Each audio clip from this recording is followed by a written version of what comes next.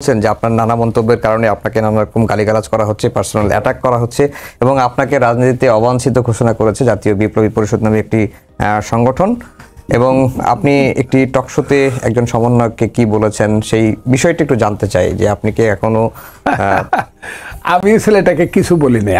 যখন জিজ্ঞাসা আমি বলছি যে নির্বাচন দ্রুত হওয়া দরকার, এটা বলছি আমি সঞ্চালককে, তখন উনি প্রশ্ন করছে ওই কয়েকজন রাখে পিছনে, আমি না করি যে এইসব রাইখেন না।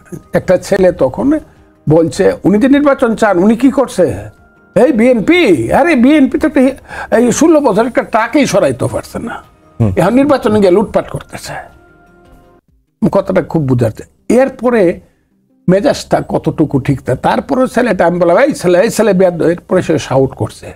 তখন আমি বলছি এই তুই তো রাজাকারের বাচ্চা, এই কথাটা আমি বলছি। এইটাই না যে তার বায়োলজিক্যাল রাজাকারের বাচ্চা।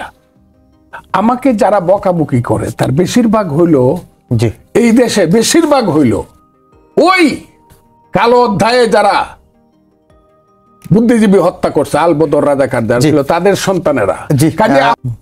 আমরা 5ই আগস্ট শেখ হাসিনার সরকারের পতনের পরে আমরা ভেবেছিলাম যে আপাতত এখানেই আমাদের শেষ হলো, আর বোধহয় রাস্তায় নামতেও হবে না, কারো বিপক্ষে কিছু বলতে হবে না, রাজপথে স্লোগান দিতে হবে না যে অমুক বাই বেড়াকে যাও, গণতন্ত্র ফিরিয়ে দাও, বা ওই অমুক তুই গদি স্যার, গদি নয় তোর বাপ দাদার, এই কথাগুলো বোধহয় আর আসবে না। এবং আমরা সবাই চয়েস করে, কিন্তু ইউনূস সাহেব নিজেকে অনেক বেশি সংকুচিত করে ফেলছেন।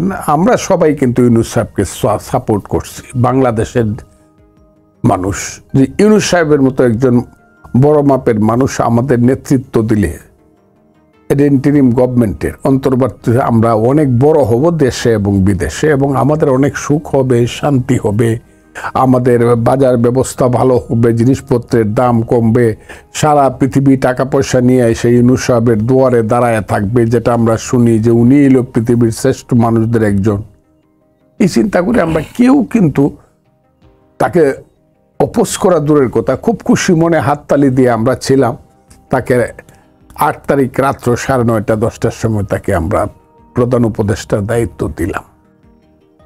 কিন্তু ওই মানুষ ভাবে একরকম আর অন্তরালে বিধাতা হাসে। এখন এই অন্তরালের ঘটনাগুলো যা চলছে, এখন আর ইউনূস সাহেবকে আমার এত বড় মাপের মানুষ মনে হয় না। আমি বহুবার বলেছি ইউনূস সাহেব এত বড় মাপের মানুষ যে 10 জন প্রধানমন্ত্রীকে যোগ করলে যত উঁচু হবে তার চেয়েও তিনি উঁচু।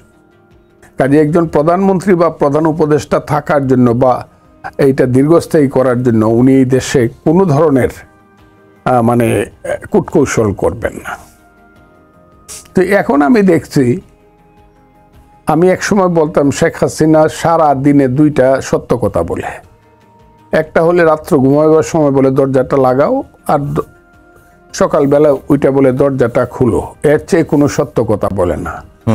ইউনূস সাহেব কোন দিকে যাচ্ছে আমি এটা বুঝতে পারতেছি না, কারণ উনি সকালে একরকম বলে, বিকালে একরকম বলে, রাত্রে দুপুরে একরকম বলে। উনি, আমার ধারণা হলো উনি তার ওনার ক্ষমতাটাকে দীর্ঘস্থায়ী করতে চান। উনি নিজে মনে করেন যে আমি পর্দার অন্তরালে থেকে খেলে কেউ বুঝতে পারবে না, উনি আড়ালে থেকে খেলবেন। উনি বিদেশে গিয়ে বলবেন ছাত্রদের একটা দল করার উৎসাহ আমি দিছি, এখানে বলবেন ছাত্ররা আমাকে এইরকম দায়িত্ব দিছে, অন্য কাউকে আমি চিনি না। এইবার উৎসাহিত করতে করতে এখন যে দলটা হয়েছে, সেই দলটা ওই যে জাতীয় নাগরিক পার্টি মুখস্থ করতে হবে, জাতীয় নাগরিক পার্টি। এই যে আমাদের সন্তানেরা যে দলটা করছে, এইটা আমার মনে হইতেছে ইউনূস সাহেবের আশা আকাঙ্ক্ষার প্রতিফলন ঘটানোর জন্য, ক্ষমতাকে দীর্ঘায়িত করার জন্য এই দলটা উনি উৎসাহ দিয়া করছেন। আর এই কারণেই এই দলের নেতারা প্রথম একজন বলছে যে শেখ হাসিনাকে ফাঁসিতে লটকানোর আগে, ঝোলানোর আগে কোনো নির্বাচনের কথা কিন্তু কেউ মুখেও আনবেন না। তো কথাটাই তো প্রথম কথা হইল এটা সাংঘাতিকভাবে স্বৈরাচারী এবং ফ্যাসিস্ট কথা। 2 নম্বর হইলো এই বয়সে বললে এটাকে কয় বাপজেটটা কয় আমাদের দেশে বেয়াদ্দব বলে। আমি ওইটা নাইবা বললাম, বেয়াদ্দবের মতো কথা বললো একটা, কেউ মুখেই আনবেন না ইলেকশনের কথা। ও বুঝে কবে হাসিনা, তারা তো একটা দল করেছে, তিনি একটা দলের নেতা, সেই দলের নেতা যদি এই ধরনের একটা দাবির কথা বলে সেটাকেই বা একেবারে সিরিয়াস ভাবে নেওয়ার কি আছে? না, এই কথাটাই ভিন্নভাবে বলা যাইত যে আমরা দাবি করতেছি যে শেখ হাসিনা সরকারের বিচার হবে, সেই বিচারের দাবি আমরা করতেছি, তারপরে আমরা চিন্তা করব নির্বাচনের ব্যাপারটা আমরা চিন্তা করব। কিন্তু কেউই মুখে আনতে পারবে না, অন্যকে আদেশ করা যে কেউ বলবেন না। কিন্তু এর আগেও কিন্তু একটা ছেলে বলছে ইলেকশনের কথা কিন্তু কেউ বলবেন না, বললে কিন্তু গণশত্রু এবং ভারতের দালাল হিসাবে, ওই কথাটা বলছিল নাসিরউদ্দিন পাটোয়ারি, তখন নাগরিক কমিটি না পার্টি ছিল। আমি যে কারণে কথাটা বলতেছি, আজকে এই দলের যে আহ্বায়ক যিনি নাহিদ ইসলাম বলতেছে আইন শৃঙ্খলা পরিস্থিতি ইত্যাদি পরিবেশ এটা এমন একটা জায়গায় আছে যে এই বছরের মধ্যে ইলেকশন করে। এই বছর কিন্তু মাত্র ফেব্রুয়ারি গেল, আজকে মার্চ মাসের 6 তারিখ, আরো 10 মাস কিন্তু রয়ে গেছে। 10 মাসে কিন্তু 3টা বিশ্বযুদ্ধ শেষ হইতে পারে। 10 মাসে কিন্তু এই পৃথিবীতে অনেক ঘটনা ঘটতে পারে। তত্ত্বাবধায়ক সরকার কিন্তু 3 মাসের মধ্যে আইন শৃঙ্খলা পরিস্থিতি ঠিক করে নির্বাচন দিয়ে দেয়। ফেয়ার ইলেকশন হয়েছে 4টে ইলেকশন। তাদের কাছে 10 মাস থাকতেও তারা এটা দেখতেছে না। এবং ঠিক তার সাথে সাথেই তাদের যিনি গার্জিয়ান, আজকে দেশে যিনি প্রধান উপদেষ্টা, উনিও বলে ফেললেন হ্যাঁ ইলেকশনটা ডিসেম্বর থেকে জানুয়ারিতে হবে। আর নাহিদ ইসলাম তাদের যে মানে আশীর্বাদ পুষ্ট দলের যে নেতা, এই কালকে পর্যন্ত যিনি বা পরশু পর্যন্ত যিনি উপদেষ্টা ছিলেন, উনি বলতেছে না ইলেকশন করার পরিবেশ 25 সনে নাই। এই 3টা কথার মধ্যে একটাই মানে জিনিস প্রতিষ্ঠিত হয় যে তারা ইলেকশনটা ডিসেম্বরে তো দূরের কথা, ইলেকশনটাকে একটা অনিশ্চয়তার মধ্যে ফেলে দিতে চায় এবং এমন একটা সময় নিয়ে যেতে চায় যে সময়ে গেলে তারা এখানে ম্যাচিউরড হবে, এটা কি কয় সাবালক হবে, এখন না ভালো এই সময়টা চাচ্ছে। আর সময়টা চাচ্ছে তারা যেভাবে ওই এরশাদ সাহেবের আমলের মতো 10টা হুন্ডা, 20টা গুন্ডা, 40টা ডান্ডা, ইলেকশন ঠান্ডা, এই কারণে এখন তো ডান্ডা নেওয়ার লোক তাদের নাই। এই সরকার নির্বাচনটা দীর্ঘায়িত করার জন্য এহেন কোনো অপচেষ্টা নাই, যে চেষ্টাটা তারা করতেছে না। তবে চেষ্টাটা করতেছে খুব ভদ্রলোকের মতো। তারা মানে প্রথম থেকেই এটা বলতেছিল, খবর পাঠাচ্ছিল, অ্যাটলিস্ট আমার কাছে ফজলুর রহমানকে ইলেকশনের কথাটা আপাতত না বললে চলে না। আমার খুব আপন লোকজনকে তারা ইনফ্লুয়েন্স করার চায়। তারাও আমাকে বলছে আপনি এত তাড়াতাড়ি ইলেকশনের কথা কইেন না। এটা কি সরকারের তরফ থেকে নাকি আমি ইনুসার পক্ষের থেকে, সেটা আমি বুঝতে পারবো না, কিন্তু সরকারের কোনো না কোনো মহল থেকে আমাকে বলা হয়েছে বারবার যে উনি এত ইলেকশনটাকে এত সামনে আনতেছেন কেন, এবং সামনে আনার কারণে সমস্ত শক্তি যারা ইলেকশনটাকে চায় না তাড়াতাড়ি, মানে আগামী 6 মাস 1 বছর ডিসেম্বরের মধ্যে যারা ইলেকশন চায় না, তারা আমার প্রতি এত বেশি বিক্ষুব্ধ যে এই কথাটা বলার সঙ্গে সঙ্গে তারা আমাকে প্রশ্ন করে, আপনি তাড়াতাড়ি ইলেকশন চান তো মন্ত্রী হওয়ার জন্য, আবার লুটপাট করার জন্য, 2 সাপের 1 বিষ, নৌকার ধানের শীষ, এইগুলো আমরা দেখতে চাই না। এই উত্তরগুলা কিন্তু আসে, এইগুলো এটা মানে অকল্পনীয় ভাবে, এবং আমার উপরে অজস্র গালিগালাজ, ব্যক্তিগত গালিগালাজ 2টা কারণে হয়। একটা হলো আমি ইলেকশনটা চাই আগামী ডিসেম্বরের মধ্যে, যে ঠিক আছে ইনুসাদ দিছে, কিন্তু আমি চাইতাম কিন্তু আগামী আগস্ট সেপ্টেম্বর, যেটা আমার দল চাইছিল।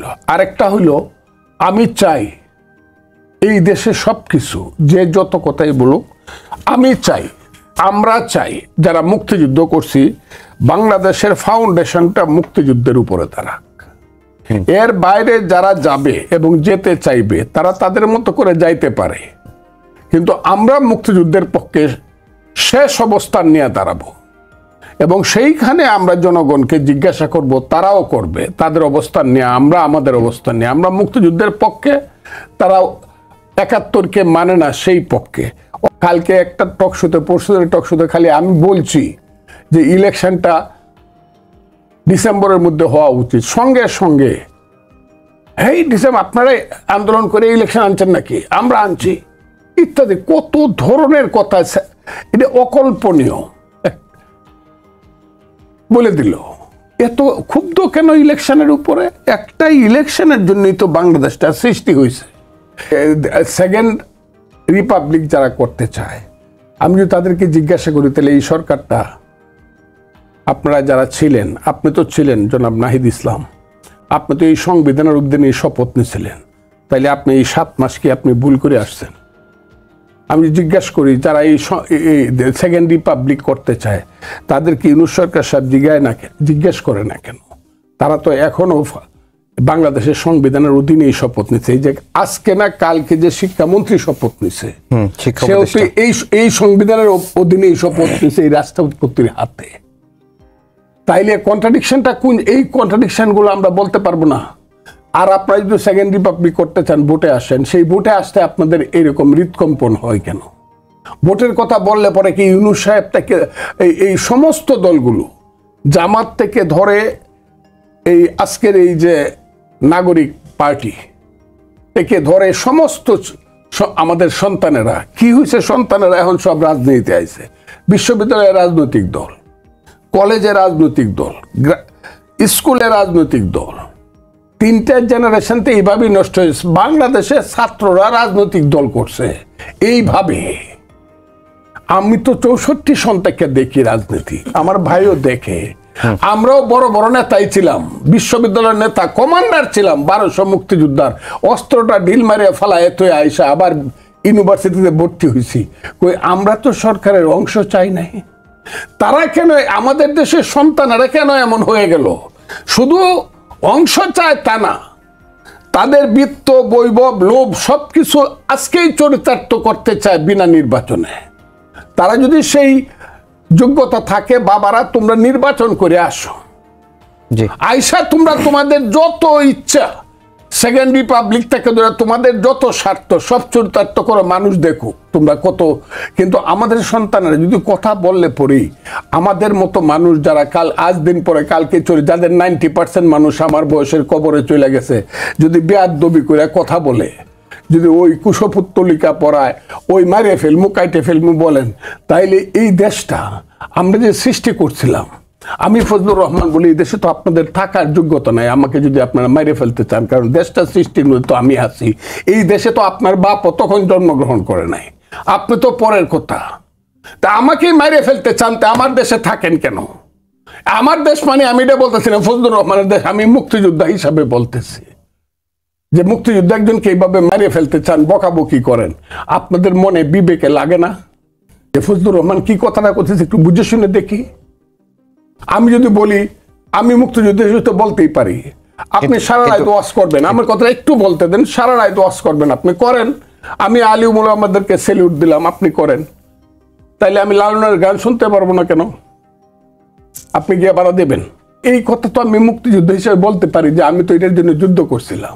হিন্দু, মুসলমান, বুদ্ধ, খ্রিস্টান আমরা সব একে, আপনি ধর্ম করবেন। আমি এই কথাটা বললে পরে আমাদের মতো লোকজনের উপরে যে গালাগালিটা আজকে হচ্ছে, এইটা তো আমি 60 বছর যাবৎ পলিটিক্স করি, রাজনীতিবিদদের পরস্পরের উপরে এই ধরনের ব্যক্তিগত গালাগালি তো কোথাও কোনোদিন হয় নাই, যেটা হচ্ছে।